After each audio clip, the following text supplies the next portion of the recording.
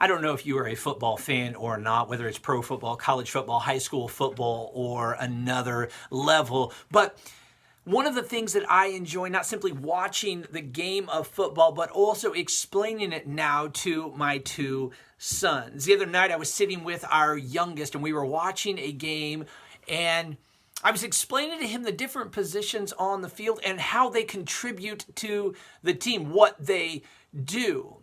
As we watched a few plays, he pointed out one individual and he says, "What about him? What does he do?"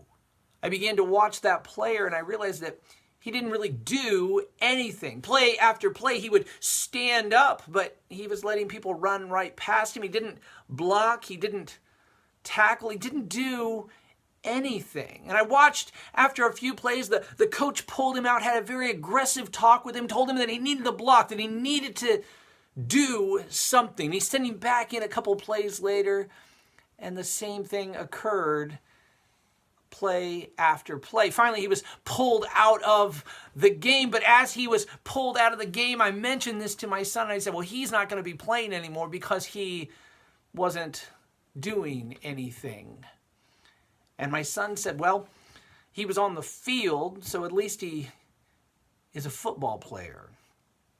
It struck me the similarity then between this game of football that was going on and what so often occurs in the church. See, we bear the name of Jesus Christ as Christians. And sometimes we think that although we're not contributing to the mission of Jesus, although we're not contributing to the Great Commission of Jesus, because we come and we stand in the building for an hour, or because we claim the name of Jesus, but we don't actually do anything to help build his kingdom, that at least we can call ourselves a Christian. But I wonder how God feels about that, our lack of passion, our lack of boldness, our lack of servanthood.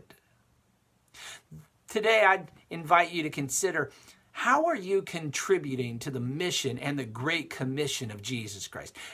Consider, how are you contributing to building the kingdom of Jesus? Maybe your struggle is not a struggle of laziness or a struggle of just not wanting to contribute. Maybe it's a struggle of not knowing how to contribute. We all have a part to play. We have a position, so to speak, in the church. And sometimes it takes a little bit of coaching, but oftentimes it simply takes a little bit of prayer and going to God and asking him to give you a renewal of the passion, to restore to you the call that he has on your life. What is your purpose? What is your passion? Let me invite you to take that before the Lord today.